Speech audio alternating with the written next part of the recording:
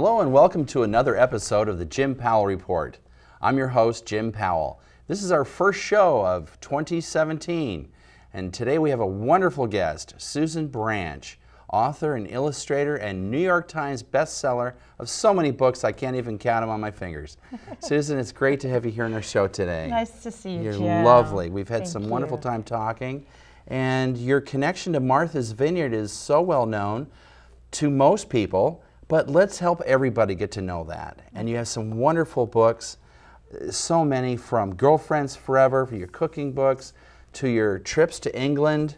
But I wanted to start with Martha's Vineyard, Isle of Dreams, because it kind of tells a kind of an autobiographical connection to the vineyard and Right. how you got here.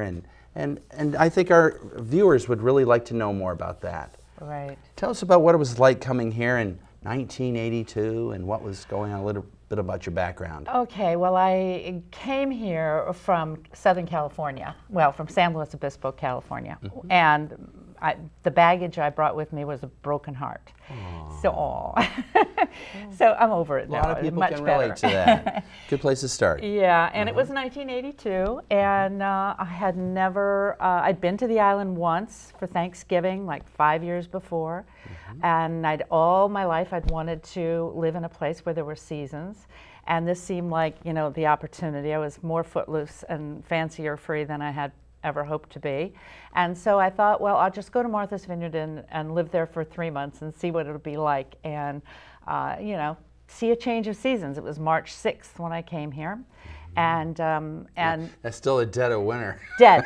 I got off. I had Dead, I had not yes. made any reservations for a hotel because I figured, oh, I'll just get one, not understanding, which I learned from the cab driver, that things closed here in the winter, especially in 1982. And so I went to Eggertown and stayed at one of the inns there. And interestingly, it is the day that John Belushi died. So I was there, you know, having breakfast alone, all by myself in the dining room when I saw these on this wintry day, and when all the people from Saturday Night Live showed up to, you know, it was kind of a very surreal introduction. And anyway, so I had never experienced seasons, and it was just a completely different world for me. And I went to look for a house to rent for the 3 months, and instead I found a little house. The realtor was taking me to the rental to look at, but on the way we stopped at another house that she was getting ready to put up for sale. And it was so cute. It was 1 bedroom, this little teeny house in the woods, and it had this old stove, and was surrounded by wild blueberries, and it spoke to you. It spoke to me, and I thought it wouldn't cost anything. It was so small that to wallpaper it would be just like 1 roll of wallpaper. It was all going to be so easy to decorate, which I was immediately doing. And I said, I'll take it to her right then. And that's when I found out I was moving 3,000 miles away from all my family and friends and moving to Martha's Vineyard. From California to Martha's Vineyard. Yes. Wow. It was definitely, my heart was speaking to me and leading me because I look back and I could not figure out how that really happened. Why would I just do that? And isn't there a good lesson for other people who are viewing that sometimes we need to listen to what our hearts are saying and not try to reason out what the whys are always. Right. Sometimes there can be an overwhelming feeling of starting over. Right. And in this book, Martha's Vineyard, Isle of Dreams, you have a wonderful recipe for starting over. Oh, yes. We were talking about that earlier, that when you're combining all the different ingredients, 4 cups of silence. Yes, and that's what I found here. What is silence to you? Well, it's my walk in the woods every day. I started feeding birds when I got here, so it was that. It's snowfall, which I never had before. I had to learn how to live with that. You know, the island is huge inspiration to me. I know you're born and raised here. What are you, 14th generation or something? That's right, I made you. Yes. And I'm like, you know, just a wash ashore, but I do probably love it in the same way you do. It's just a forever kind of thing. I tell people, be careful when you come here. Be careful of your heart, because if you like where you're living now, you should probably just stay there and don't visit Martha's Vineyard, because it's just so wonderful. Everyone falls in love with it. There's a magic here. Yes, there is. You included with your recipe a pound of bird song. Yeah. 700 pounds of girlfriends. 700 pounds of girlfriends. Yeah, that's like 7 girlfriends. 7 girlfriends. Kitties. Yeah, 3 kitties. 75 bottles of wine. That's how many it takes, because what is it? I say 6 years later. Yeah. Mix well and stir well for 6 years. For 6 years, and so that's what you need. I figured out how many bottles of wine 700 pounds of girlfriends could drink in 6 years, and I decided it was 75, and that's where that number came from. That's great. That's great. Well, this book has so many anecdotes and beautiful stories about your relationships with the cliffs and with Menemsha Harbor and on your walks. Oh, yeah. Yeah, it's something. It's still, Joe and I go every day on the same walk that we've been walking since 1989. So we know all the squirrel holes and all the squirrels.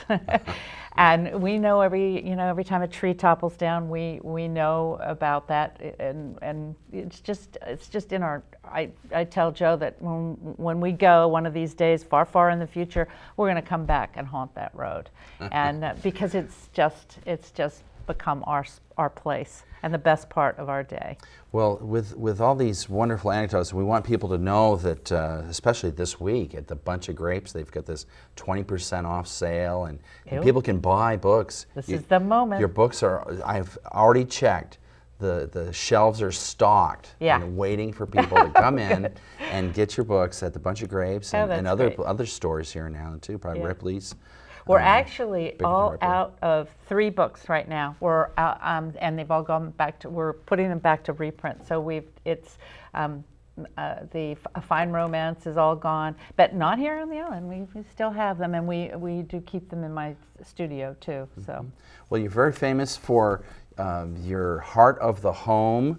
That's my first book. First book that you wrote when you were out here. Yes. And in that little house. A lot of people have copies of this, but this is a special 30th anniversary edition. Yes, this is the 30th anniversary of my first book. It's amazing. I just love your illustrations. You're known throughout the world for your illustrations, and the anecdotes go with things like a spinach souffle or chicken enchiladas, or different things that are. I'm the oldest of 8 children, and so it was first me and then 4 boys, and then 3 little sisters. So for a long time it was my mom and me by ourselves with those boys. And when we refer to the kids, we refer to them as our kids, because I was just her little helper, and I loved it. For the whole time I lived at home until I graduated from high school, we had a new baby almost every 2 years. There was and my mother is only 17 years older than me. So she was very young, she was really into motherhood, and so it was a really wonderful way to grow up in that family atmosphere, and a lot of grilled cheese sandwiches, and no gourmet cooking whatsoever. I had to grow up and run into Julia Child's books before I got to that part of it. But it's a very family oriented, and I wanted to write a book that would talk really at the time to my sisters who were in their 20s, and to help them have delicious recipes where people would go, oh, that's so good, and then they would feel better about themselves and try harder, and it all, one thing leads to another in that whole self-esteem thing, and just hearing that your banana cream pie is great is a good start. Yes, it's a wonderful affirmation. That's good. And so a lot of people have purchased those books, and you have many other books too that you've been writing to kind of move from that genre of cooking into some traveling? Traveling and diaries. I've been keeping diaries since I was really young. And although I lost the first 2, but I have everything since about 1975. Got to destroy it soon, but I use them all for, I use them for Isle of Dreams, Martha's Vineyard Isle of Dreams, and for Fairy Tale Girl, and then I wrote them in diary style. So I had all that history, because they're basically memoirs. I had all that history to go back and look at and remember, and timeline and all of that, which was very helpful. And then I love writing in a diary style, and it brings people up up close to you and brings you closer to them. And that's the whole idea of what book writing is to me. It's that connection that you get. Connection. Huge. I have a friend from California who keeps copious notes in her diary, her daily diary. Yeah. And it's a very powerful thing. She's recently started some writing courses, and you're an inspiration to her. I know she has some of your books too, since she lived here in I Massachusetts. did a page for this year's calendar. I did a page called How to Write a Diary. And, you know, it's just a little something, but where you can make it more interesting without having to go. There's a lot of art diaries that are going around right now, and there's a lot of work that goes into a diary like that. And the whole idea of a diary is really you. I mean, and your day and your thoughts and what you think. And so turning it into an art diary is fun, but you can just put in, you know, things out of the newspaper and quotes that you like, and there's all kinds of ways to gussy it up a little bit without having to be a big fancy artist, which is, that's where they're leading people diary-wise these days. And not everybody really goes that way, but anybody can write what they think. Anybody can write what they think. They can. And be an inspiration And to it others. does matter. Now you have a trilogy of books that I want you to talk about. Yeah, well, I wrote them all backwards. You know, when I read magazines, I start at the back and go forward, and this is done the exact same way. A Fine Romance is book 3 of the trilogy, and I wrote it first. And actually, since I'd written cookbooks, to me, writing a cookbook is fairly easy because, you know, each page is taken up with a recipe, so you don't really have to write too much. It makes it very easy. But I wanted to try and really write, and it took me quite a few years to figure out like how to go about it.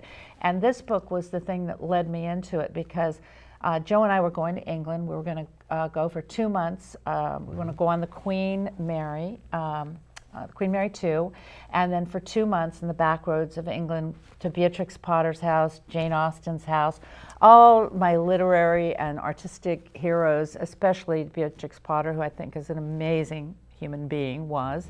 And so I decided to keep a diary of the trip and take lots and lots of pictures, and then come home and handwrite. All my books are handwritten.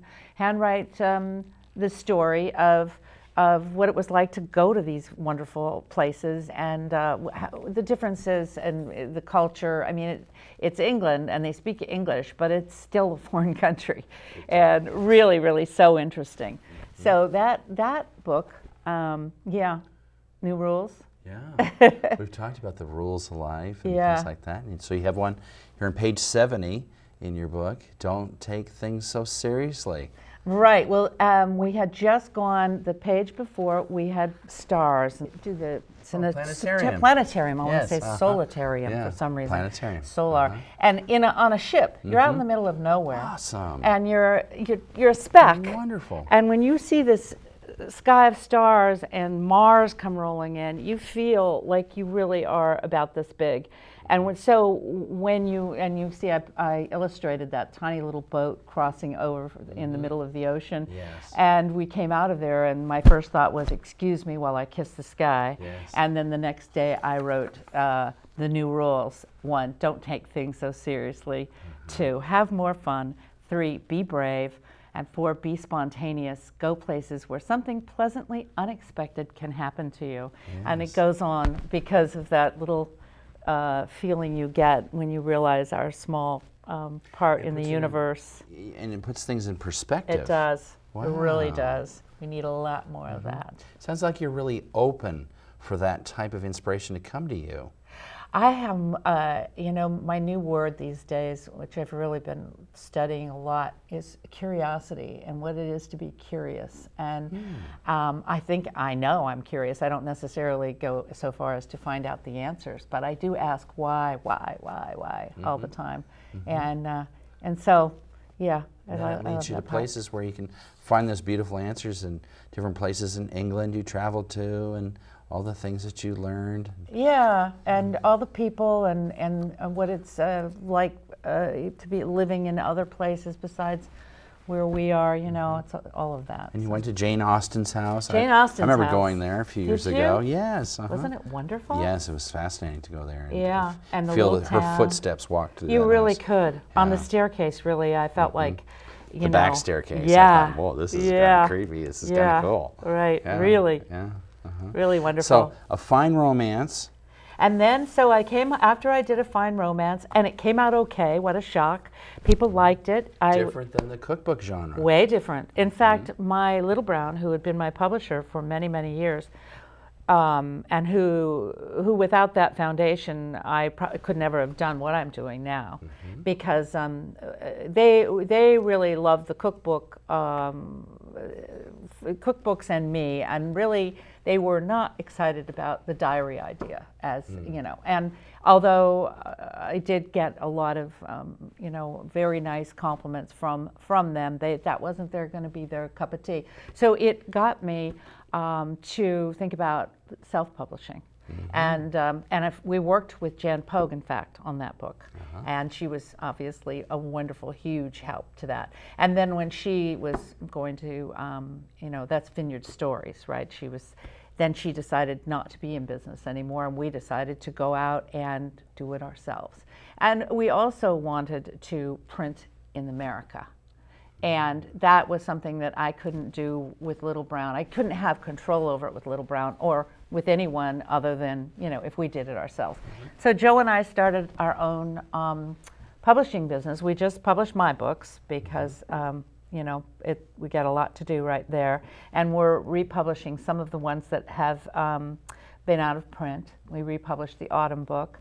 And we need to do Girlfriends Forever. We get a lot of requests for that one. Let's take a look at this book. Yeah, and but we haven't. The MV bumper sticker. Yes, yeah. And these two girls used to work for me when I had my studio all here on this coast. I have some in California now. Yeah, the license plate is "You Go Girl." And so that was a very fun book to do. And so we're thinking about reprinting that one, and it's a whole other world. You know, as time has gone on, it's much rougher for publishing business. We have Amazon now to deal with. I'm a big fan of the independent bookstores. I really couldn't have gotten anything Ann Nelson at Bunch of Grapes. It was the person who, she was so helpful to me in the beginning, and just where I had my first book signing, and she gave me good advice, and she gave me a lot of, you know, energy about doing it. She's brilliant. She is. Oh, she is. Really is. And Dawn, of course, is still wonderful too, and been very helpful. And when Joe and I just got back in the spring, we went to our second tour across the United States, all independent bookstores. So we just went, and we would not have been able to do that if Little Brown hadn't set down that foundation all those years ago. But with that being able to blog, we cannot, you know, in any way match the sales that Little Brown could match. But we put our little ads in Tea Time magazine, and we do the very best we can in the world that we live in now. And you're maintaining the control and the Yes, we curiosity. get to have ribbons in all the books, which I love. Yes, every book. Yes, aren't they cute? And we get to pick out the paper, and yeah, it's a I very love all that. aesthetically pleasing book to read. It's very enjoyable. The only problem All is, of you know, them. when I make a spelling mistake, it's my spelling mistake. I really liked it when it was Little Brown's spelling mistake. But now There's a lot of you're that. responsible for it, yeah. Well, now you mentioned you have a blog. Yes. Tell us about this blog and the website, how people can access that blog. And stay Okay, in well, touch with you. it's pretty easy. It's susanbranch.com. And so, and I've been doing it, let's see, it's going to be my 5th year this year. And it's just a blog about home and about inspiration and about art and about books and travel. So when we travel to England, we take everybody with us. And I do blogs from the boat, from the ship. I take the camera and put it over the side so they can see the waves and put it up on Twitter. And you know, it's just that connection thing has been fantastic. So we're about to take a train ride out to California, and I do this thing called Twitter from the Twain. Twitter from the Twain. Twitter from the Twain. And so it's Boston to Chicago to Los Angeles on the train, the slow way, and beautiful views, and we get to stop for like 7 hours in Chicago every time we do it. And so I love to share that with people. So what's on the blog changes all the time. What's the address again? SusanBranch.com. Wonderful. Right. They can connect Pretty up with that. easy. And your customer service out in California, they're very helpful too. Yes, they're wonderful. They've, Yes. you know, Kelly has worked for me since 2002, and Sherry's been there since 2006. So they're very, they're friends. You know, they're my friends. And, yeah. I've seen your van. It has a beautiful stenciled painting, beautiful painting. Thank you. And I was actually at I think Island Tire when I ran into Joe. See, that's what I love about living here. We talked about it, and I just said it would be great to connect up with Susan and have you talk about your books and your trip to England.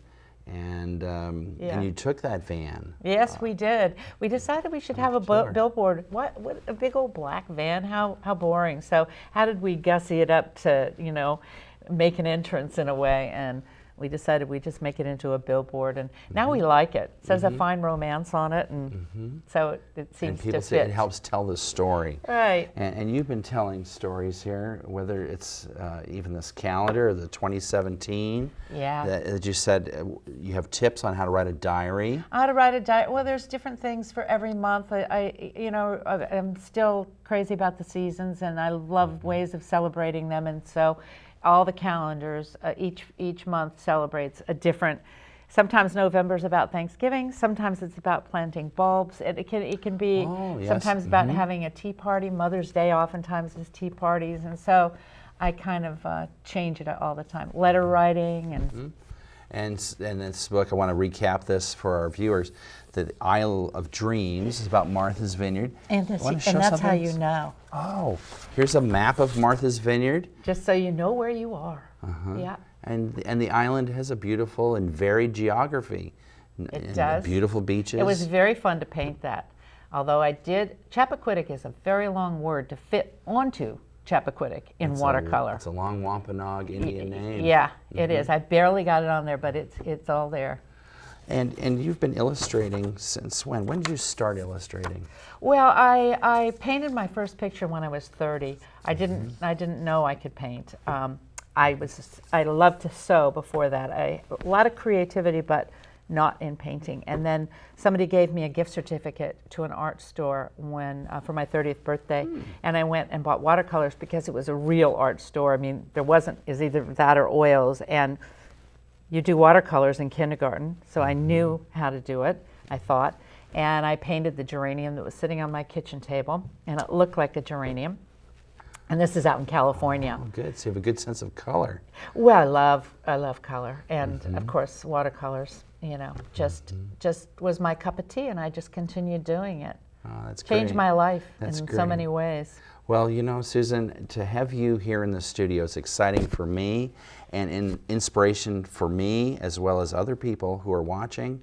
And I hope that you'll continue. I'm looking forward to your next books coming out. Me too. And first I have to write them, though.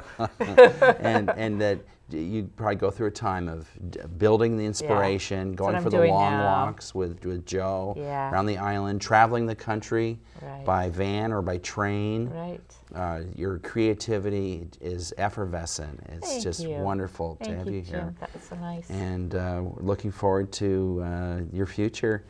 And thank you so much for coming on our show today. Thanks for having me. Appreciate it. Thank you. Thank you. And thank you very much for watching our episode with Susan Branch, famous author and illustrator here. And hope you'll head down to the Bunch of Grace bookstore and check out some Susan Branch books. I'm Jim Powell, your host. We'll see you again real soon. Bye.